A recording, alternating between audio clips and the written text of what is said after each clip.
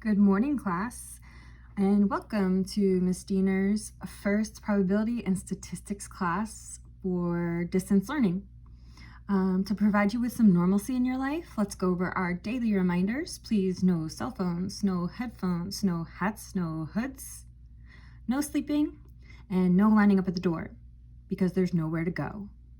All right, let's get started with 8.4, testing the difference between proportions. For this lesson, for p hat, our sample proportion, we're going to round to 3 decimal places. And we are going to go through the whole hypothesis test with all 7 steps. But I thought that I wanted to go over how to find your standardized test statistic, Z star, first, because there's a lot of pieces to it. So you're going to want to either find x1 and x2, which would be the number of successes in each sample, or you're gonna need to find p hat 1 and p hat 2, your sample proportions for each sample. Okay, so you're either gonna be given the x's, you'd be given the x's to find the p hats, or you'd be given p hats and use those to find the x's. Okay, so to find the number of successes in your first sample, we're gonna take the sample size and multiply by the sample proportion. Over here, to find the number of successes in your second sample, we would take the sample size of the second sample and multiply times the sample proportion of your second sample. Okay, or you would need to find your sample proportions, and if that's the case, to find p hat 1, we would do the number of successes in the first sample divided by the sample size of the first sample. To find p hat 2, we would do x2 divided by n2. Okay, next we're going to find what's called the weighted estimate of population 1 and population 2, which we're going to call p bar. In order to find p bar, you're going to set up a fraction where in your numerator you have x1 plus x2 divided by n1 plus n2. Then we'll find q bar. Q bar is 1 minus p bar. Then we need to check that these 4 products all end up being 5 or more. So the sample size from our first sample times p bar needs to be 5 or more. Your second sample size times p bar also needs to be 5 or more. The first sample size times q bar needs to be 5 or more. And your second sample size times q bar needs to be 5 or more. Finally, you'd be ready to use the formula. Okay, and this is on your reference sheet.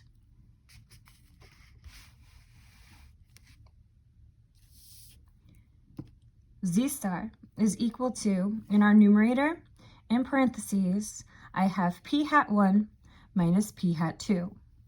Then we're going to subtract, in parentheses, p1 minus p2. In our denominator, we have a big square root where I'm going to multiply p bar times q bar times, in parentheses, 1 over n1 plus 1 over n2, close the parentheses. So that's how you're going to find Z star, your standardized test statistic. Now we're going to work through an example where we actually go through the hypothesis test. So in our first example, in a study of 200 randomly selected female and 250 randomly selected male internet users, 30% of the females and 38% of the males said that they plan to shop online at least once during the next month. At alpha is equal to 0.10, test the claim that there is a difference between the proportion of female and the proportion of male internet users who plan to shop online. Okay, so the first thing that we're going to do here, just like always, is state the claim mathematically. And remember that in your claim and your hypotheses, you need to be using population parameters. So if we were talking about averages here, we'd be using mu. But because we're talking about proportions or percentages, we're using p. So the problem gave us the information about the females first. That's what I'm going to let population 1 be. And the males will be population 2. And I'm setting this up that my first proportion is not equal to the second population proportion. Okay, so from here we have to decide which one of those would be H sub A and H sub O. And it's based on the sign in your claim. So because the sign is not equal to, it's going to be H sub A, our alternative hypothesis. And I wrote the little c next to it. So at the end of the test, we can remember that we made H sub A is the claim. H sub O would have to be its complement. So the complement to not equal to would be equal to. And then we can look at the sign in your H sub A, which is not equal to, and now I know I'll be performing a two-tailed test. Step 2, we'll state alpha, which is 0.10. Step 3, we draw our graph. Since it's two-tailed, we're going to split alpha. So half of alpha goes here, and the other half is here. And I wrote it as a 4-digit decimal, 0.0500, because that's what I'm going to look up in the body of my z-score chart. And I'm going to see that that area is not on the chart, but it's one of those special ones where it's right in between two areas. So you would use both of those z-scores and average them to get a critical value, or z sub O, of negative 1.645. That's the z-score on the left side. On the right side, we would have positive 1.645. Now, it's time to find our standardized test statistic, z star, which means we're going to have to go back to all of the steps that we just did on the first page of notes. Okay, so before I can jump into the formula, I want to organize my data because we have 2 samples here, so it's a lot of numbers. For our female sample, we have a sample size N1 of 200. They gave us the population proportion was 30%. I changed that to a decimal, so 0.30.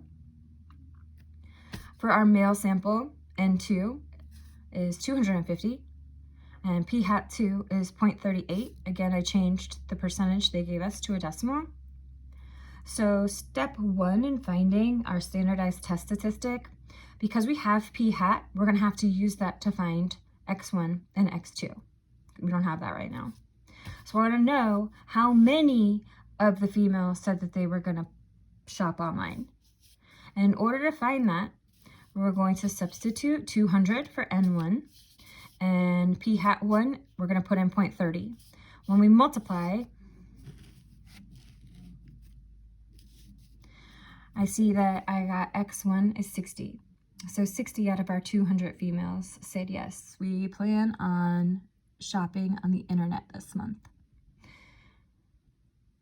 Now we're going to find X2, which would be the number of successes in the male sample.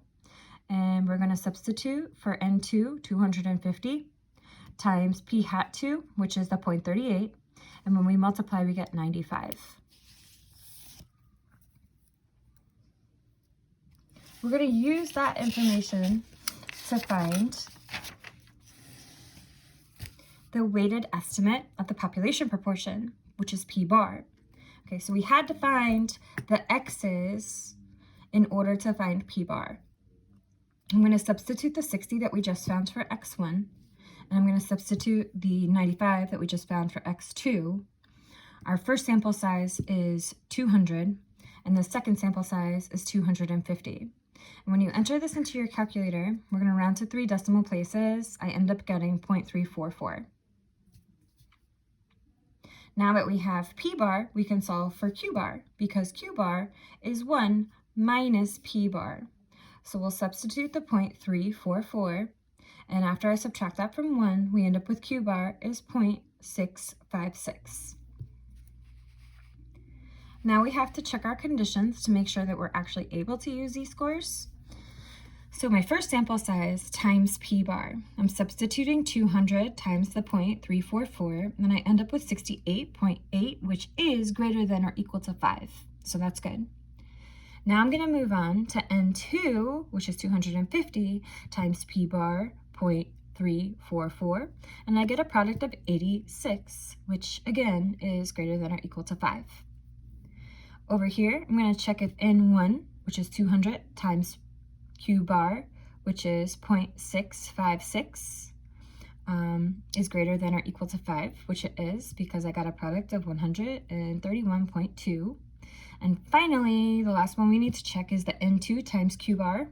So I substitute the 250 times 0.656, and I got a product of 164, which is greater than or equal to 5. So now it's time to move on to step 5, where we actually use the formula to find our z star. Okay, so I'm going to substitute p hat 1 is the 0.30 minus p hat 2 is the 0.38. We're going to start the hypothesis test by assuming there is no difference between the population proportions. So if there's no difference, then when I do my subtraction here, we would always end up with a 0. Now in our denominator, I've got the square root, and p bar, we're going to substitute the 0.344 times q bar. I'm substituting the 0.656. In parentheses, I have 1 over n1, which is 200, plus 1 over n2, which is 250.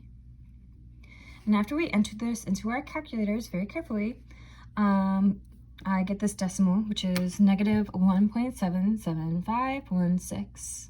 And this is a z-score, so I'm going to round to 2 decimal places, the nearest hundredth. And because this digit is a 5, 6, 7, 8, or a 9, we're going to round this up to the next number. So the z-star that we're using is negative 1.78.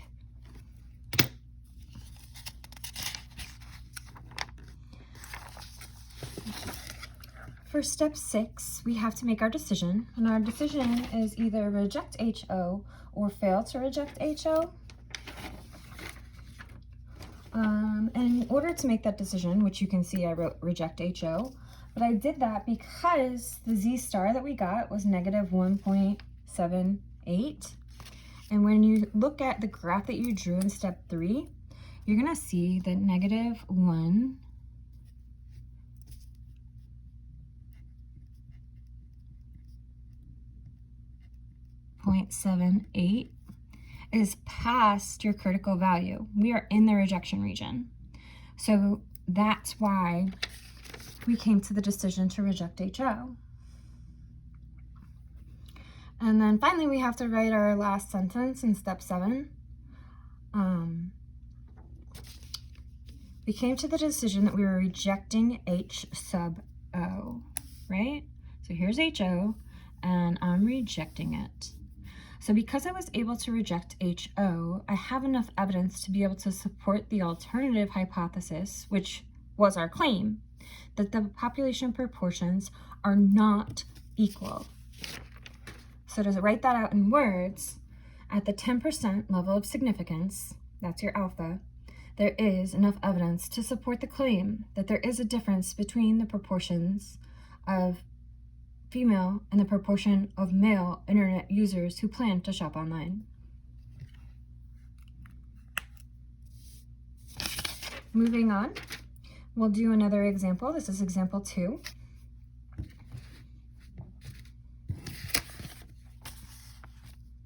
A medical research team conducted a study to test the effects of a cholesterol-reducing medication. At the end of the study, the researchers found that of the 4,700 randomly selected subjects who took the medication, 301 died of heart disease. Of the 4,300 randomly selected subjects who took a placebo, 357 died of heart disease. At alpha equals 0.01, can you conclude that the death rate due to heart disease is lower for those who took the medication than for those who took the placebo? Okay, so we're going to work through the full hypothesis test, starting with step 1, where I write my claim mathematically. And the claim is that the population proportion for our first group, which is the group who's using the medication, would be less than the population proportion for the second group, which is the group that is using the placebo. So from here we have to decide, is that claim going to be H sub O or H sub A? And because it's just less than, not less than or equal to, it's going to be H sub A. Okay, so I'm going to write my claim here. And the complement is what we would use for H sub O, greater than or equal to.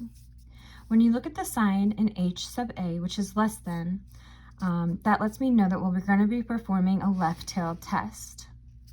So alpha is 0.01, and it's a left-tailed test, so all of alpha is going in the left side of my graph.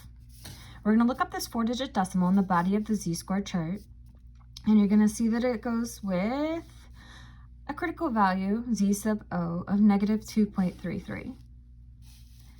So now it's time to find our standardized test statistic, z star. Again, I'm going to write out the information that was given to me before I start trying to substitute into the formula. So my medication sample and my placebo sample. In the medication sample, we had a sample size, which is N1 of 4,700. In the placebo sample, the sample size, N2, is 4,300. In this problem, they gave us the number of successes. So X1, the number of successes, which would be the number of people who died, is 301. And X2 is 357. So, because we were given the x's, we're going to use those to find your p hats. P hat 1 is calculated by taking x1 and dividing it by n1. So 301 divided by the 4,700 gives us a decimal of 0.064. Over here, to find p hat 2, I'm going to do x2 divided by n2, and I substitute the 357 and divide that by 4,300, and I get a p hat 2 of 0.083.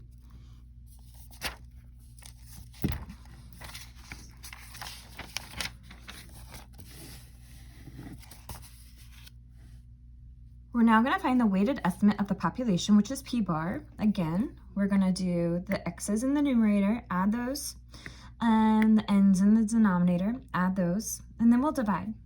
So I'm going to substitute 301 plus 357 over 4,700 plus 4,300. And when we do our division, we end up with a decimal of 0.073. When you have p hat, you can find q hat. So q hat is going to be 1 minus 0.073, and q hat is 0.927. Okay, so here's us checking our conditions, making sure that all the sample sizes times the p bars and the q bars are 5 or more, and they all are, which means we can use z-scores. So we're going to use the formula for z-scores. And I'm going to substitute. Okay, so our p hat 1 is the 0.064, and p hat 2 is 0.083. Again, we assume that there is no difference in the proportions, so we're just going to put a 0 here. I'm substituting 0.073 for the p bar. Q bar is the 0.927. Times, in parentheses, we have a fraction, 1 over 4,700 plus 1 over 4,300. We push all the buttons in the calculator and end up with negative 3.46110. Again, this is a z-score, so we're going to round to the nearest hundredth, 2 decimal places, and that gives me a z-star of negative 3.46. Our next step is to make our decision, which again, we're going to be rejecting H sub O. And the reason for that is because when I look at the original graph that we drew in step 3, we got a Z star of negative 3.46, which is in your shaded rejection region. So that's how we came to the decision to reject HO. And finally, we'll write our last sentence. At the 1% level of significance, there is enough evidence to support the claim that the death rate is lower for those who took the medicine than for those who took the placebo. And the reason that we're able to support the claim is because we decided to reject HO. And in rejecting HO, I can support its complement, which is that the first proportion is less than the second proportion, and that was our claim. So we have enough evidence to support the claim. And that's it for 8.4. This is going to be the only lesson for this week. We wanted to start off slow and just give you one thing per class to work on. There is a My Math Lab assignment that accompanies this lesson, and that'll be due Sunday by 11:59 p.m. All right, that's it, guys. See you next week. Oh, email me if you have any questions. Bye.